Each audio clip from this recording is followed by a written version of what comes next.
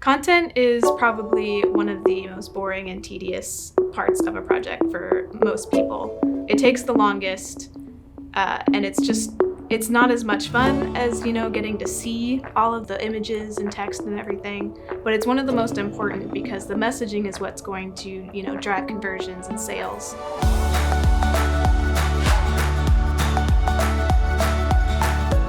Why is it important for a client to be prepared for a B2B website design or redesign?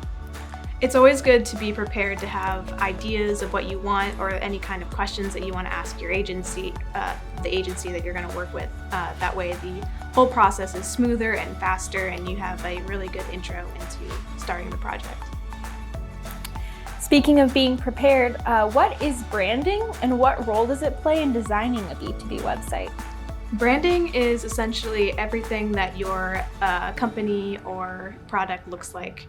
So that could be a specific type of font or images or design elements, colors, just anything that when people look at it, they're like, that's who you are.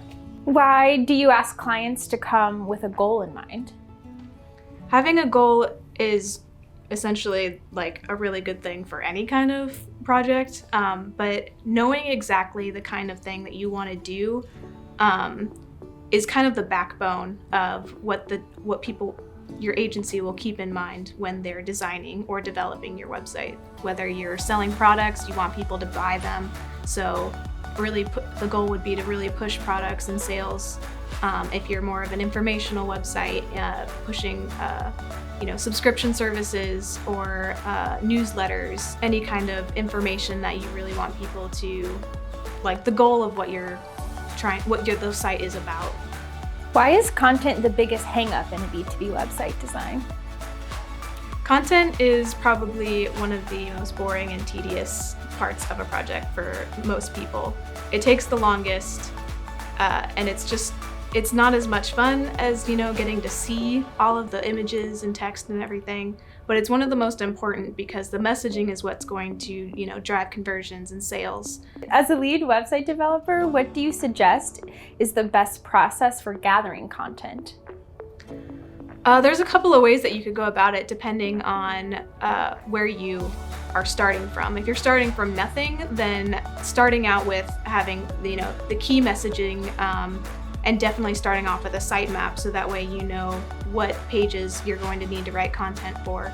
If you already have a site, then pulling all of that content and having it in a Word doc so that you can review and edit or move stuff around, it's a great place to start. Is the launch plan the most important piece when designing a website? It's not the most important piece, but it's definitely a big part. And it's not something that you're going to need when you start or before you meet with an agency. It's just a good idea to keep in mind that the agency is going to need to know like where you're going to be hosting, where your domain is going to be hosted, any kind of information they're going to need to launch the site. What elements go into a B2B website design plan?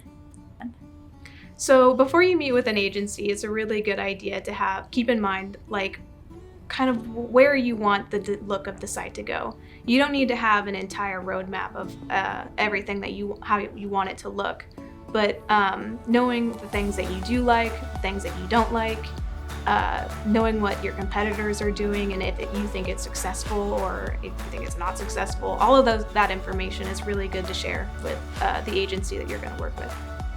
Any final thoughts?